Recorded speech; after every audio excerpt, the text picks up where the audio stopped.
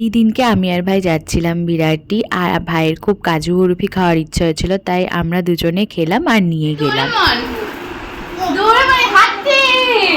এই তো ডোরেমন পড়াতে পারিস, ডোরেমন হাতে হাতে ডোরেমন হাতে করছো, এই যে এই বাবা।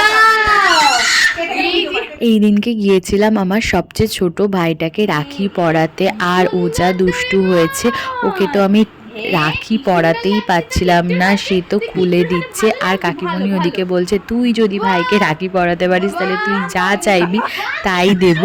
আর তাকে তো আমি পারছিলামই না, অনেক কষ্টে ভুলিয়ে ভালিয়ে তাকে তো পরালাম, তাও একটুখানি পরে আবার খুলে দিল সে।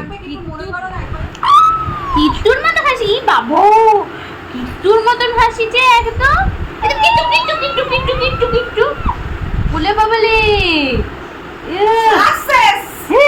দেখি কিট্টুর মতন হাসি যে, এই যে দেখ কিট্টুর মতন হাসি। এই যে তাকে রাখি পরানোও শেষ, আর ওই স্টিকারটা নিয়ে সে গালে দিচ্ছে, তার স্টিকারটা পছন্দ হয়েছে।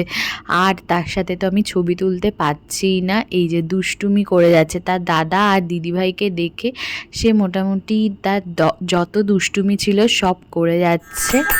আস্তে আস্তে বাজে। তারপরে বাড়ি এসে বিকেলবেলা গিয়েছিলাম আমার আরেকজন ভাইকে রাখি পরাতে।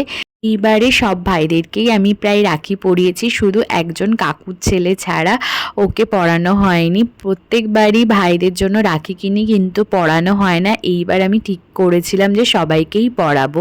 মা পরিয়েছিল মেশোকে রাখি।